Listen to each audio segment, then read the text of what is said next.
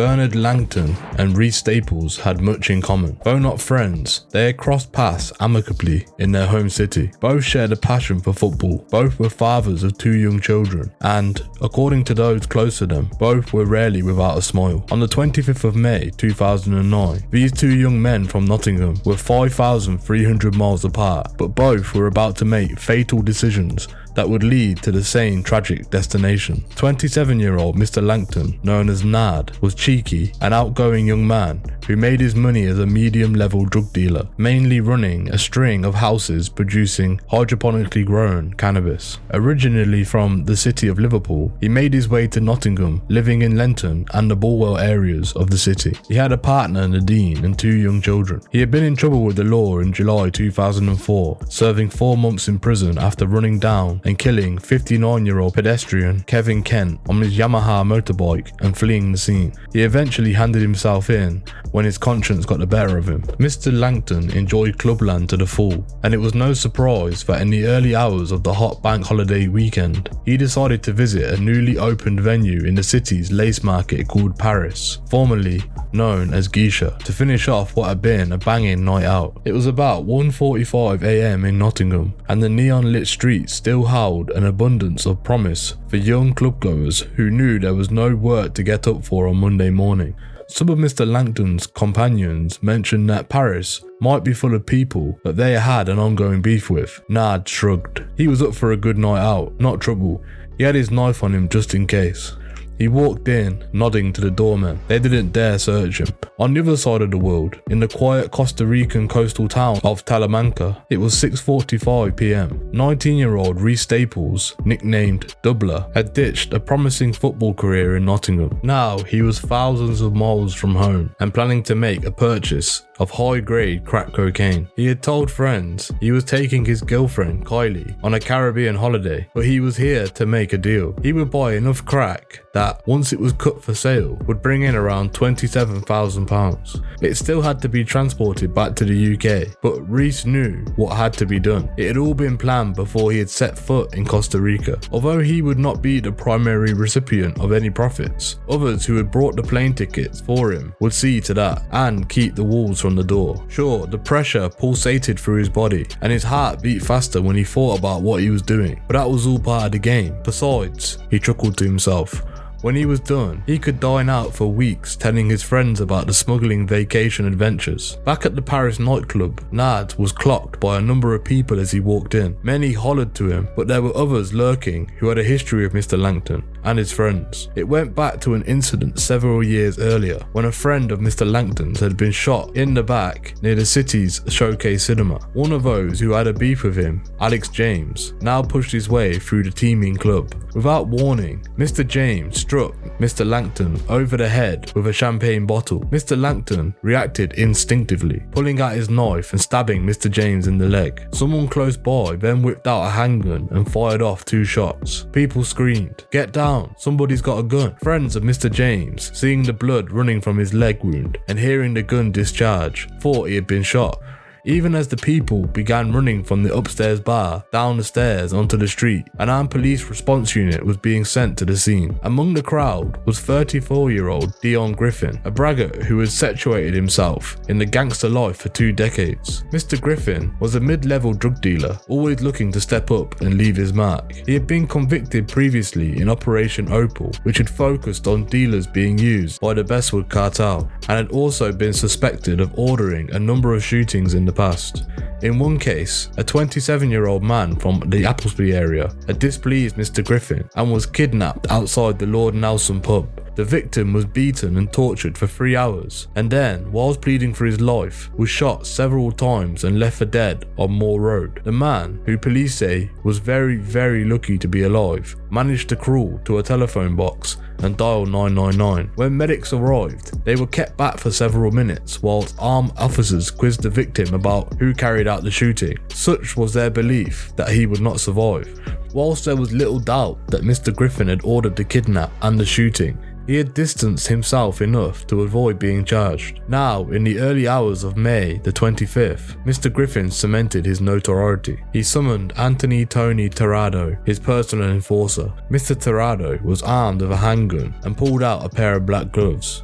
Together, they went searching for Bernard Langton, working their way through the Paris club as people spilled out onto the street. Mr. Griffin, Mr. Tirado, and an associate from Birmingham went outside and spotted Mr. Langton with blood streaming from his head wound, walking, then trotting down the street. Still thinking Mr. Langton might be armed, Mr. Tirado hid behind a pillar, then walked out onto the street again as Mr. Griffin ordered him to take him down from 20 meters. The sound of 4 gunshots erupted, and Mr. Langton was hit twice in the back as he fled down Pilcher Gate. He staggered before tumbling down a set of stairs near the Picture and Piano pub and the living room restaurant. Mr. Griffin and his cohorts fled. Armed police and ambulances, already summoned to Paris, arrived to find that stabbing victim Alex James had been put in the car by his friends, arriving at the Queen's Medical Centre at 2:18 am. Mr. Griffin, Mr. Tirado and others, in another car, made their way to the hospital to check on the condition of Mr. James, arriving at 2:22 am. But in the city centre, paramedics arriving at the Lace Market were not given immediate access to Mr. Langton because the incident was still considered live and no one knew if the gunman was still around. By 2:35 am, Mr. Langton was finally on his way to the QMC, already unconscious. His ambulance drove to the accident and emergency bay of the hospital at 2:45 am, followed by a police van, only to be met by a distinctly unwelcoming crew led by Mr. Griffin. They were intent on preventing the young man getting into the hospital for treatment.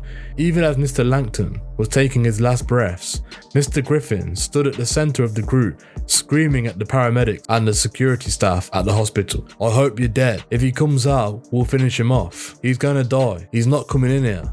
8 minutes elapsed before staff could get Mr. Langton into the hospital, but by then it was too late. He was officially declared dead just before 3 am. In Costa Rica, Rhys Staples was having problems confirming his flight to the UK. He was also trying to judge the right time to swallow the crack cocaine he and Kylie had brought. When the couple eventually arrived back at Luton Airport on June the 5th, they were greeted at the airport by a man who had sent them on their mission, Stanley Leach, a Jamaican national living on the Broxtowe estate. Mr. Leach was married, but was having an affair with Kylie and clearly had some kind of hold over her to demand that the pair become drug mules for him. Rhys insisted that he take the risks and swallow all the drugs himself. The 22 pellets of crack had been secured in cut-off fingers of latex gloves, which were then sealed with wax and wrapped in cling film. The disrupted stages of the flight back to the UK meant that Rhys had to re-swallow some of the packages he had swallowed 25 hours earlier, but nevertheless, he and Kylie walked unhindered through the customs at Luton Airport. Rhys was able to give Mr. Leach 3 of the cocaine packets he had excreted, but constipating agents he had taken to make sure the drugs did not pass through his body too quickly meant that a further 19 packets remained inside him. The day after arriving back, Rhys was on the streets around Radford and Basford on his home turf. He didn't feel very well. He told Kylie he suspected some of the drugs were now leaking into his body and said that he thought he might be dying. Desperation began to boil over him, and in the early hours of June the 7th, he was picked up by a routine police patrol in the Basford area of suspicion of causing criminal damage to a car. At 1:15 am, he was arrested and taken to Oxclose Lane Police Station, where he was placed in a cell. What took place during the next 3 hours is still not clear, but at 5 am, officers in the custody suite area were alerted that their prisoner was suffering some sort of seizure in his cell. Like Bernard Langton, Rhys Staples died in the ambulance on the way to the hospital. Nottinghamshire police, in line with policy of deaths in custody, immediately called the Independent Police Complaints Commission to investigate whether any of their officers had failed in their duties. The outpouring of grief among those who had known Rhys was overwhelming. More than 4,000 people signed up to a Facebook page in tribute to him, and hundreds attended his funeral, many wearing t-shirts emblazoned with his smiling face. Few could understand what had led a 19-year-old away from his path as a promising young footballer to become a drug mule. Unfortunately, part of the answer was there in the double lives being led by many young people in the deprived inner cities. The aspiration these youngsters had set themselves were often so unrealistically high, a lucrative career in football, music and modelling, that when these dreams were dashed away, they saw few options other than becoming a drug dealer or living a gang life. Reese Staples had first come to prominence in 2004 when, as a 15-year-old from the city's Trinity School,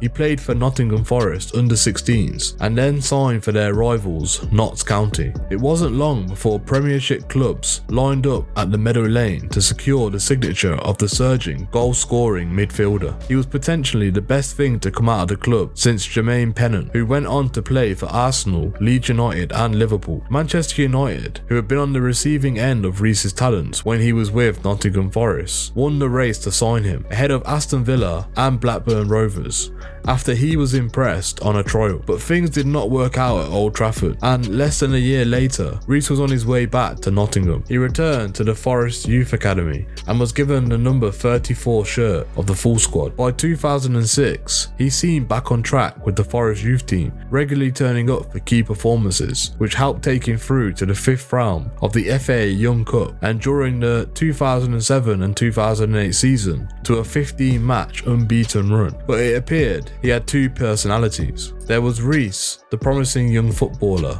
and then there was Doubler, the Radford gang member, wearing his black bandana and drinking brandy. In the early hours of New Year's Day 2007, as Doubler, he was involved in a mass fight at a private party at the Variety Club in Radford. 3 people, including Reese, suffered serious stab wounds. He was rushed to the QMC by friends, who acted quickly enough to save his life. The violence he suffered that night seemed to sap his self-confidence.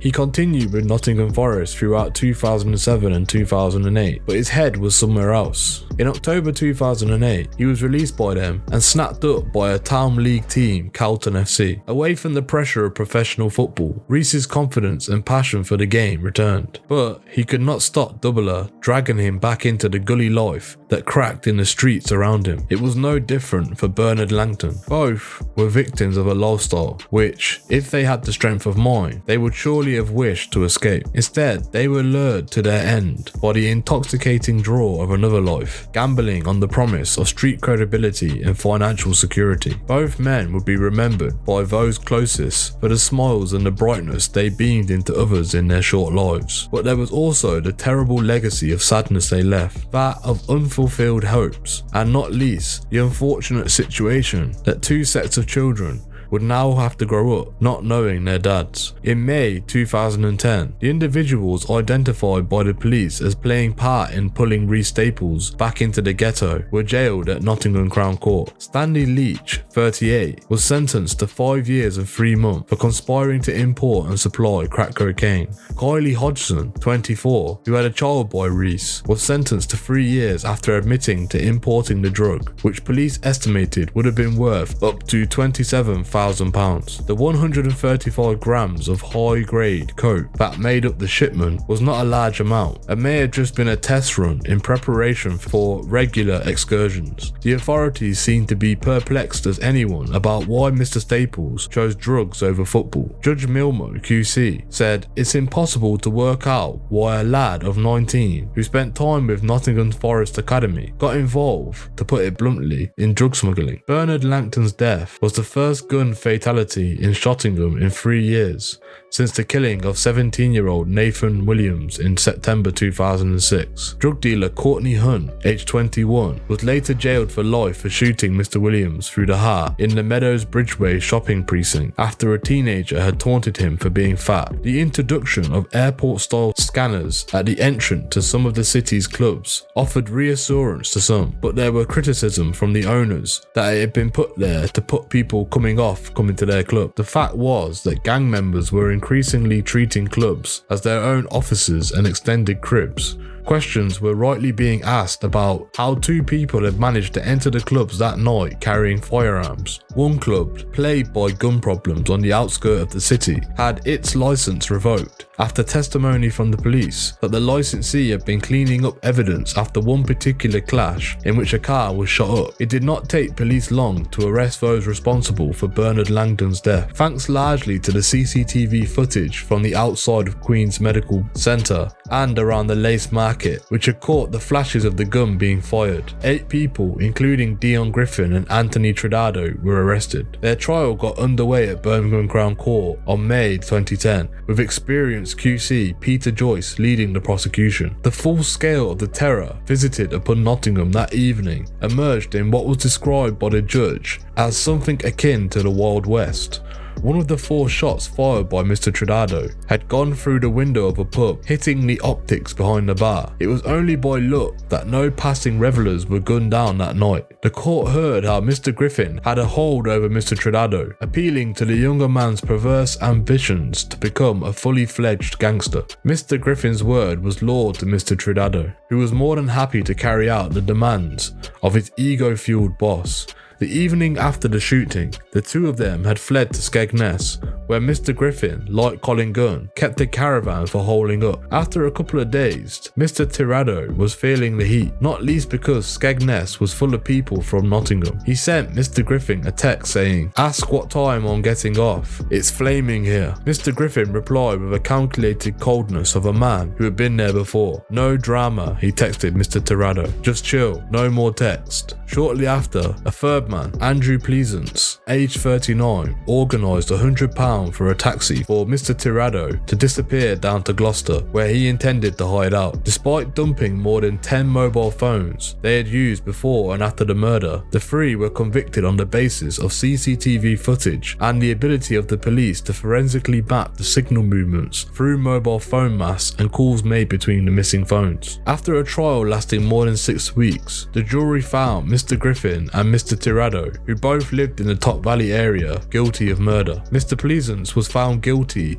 of assisting an offender and was sentenced to 4 years. The jury failed to reach a verdict on the third man from Birmingham who was accused of murder, sentencing Mr. Griffin and Mr. Tirado to life with a minimum of 28 years each. Mrs. Justice Sharp said the scenes at the hospital were utterly disgraceful. She added, "This was nothing less than a cold-blooded execution motivated by revenge. Innocent passerbys could easily have been struck by a stray bullet, and the public could have been caught up by something that resembled something from the Wild West." After the case, Mr. Langdon's mother, Christina, recalled upon her son's good nature. "I really miss his cheeky smile," she said. "He was always laughing and had a very bubbly character. He liked to make all of us laugh and was a brilliant dad. His daughter was only 1 when he died. He would always be spending time with his son, going to the park and taking him to the cinema. It's hard to believe he's gone, and they will have to grow up without him. People who did this have taken away my son from me and ruined my life. Everyone needs to wake up and know what's going on around them,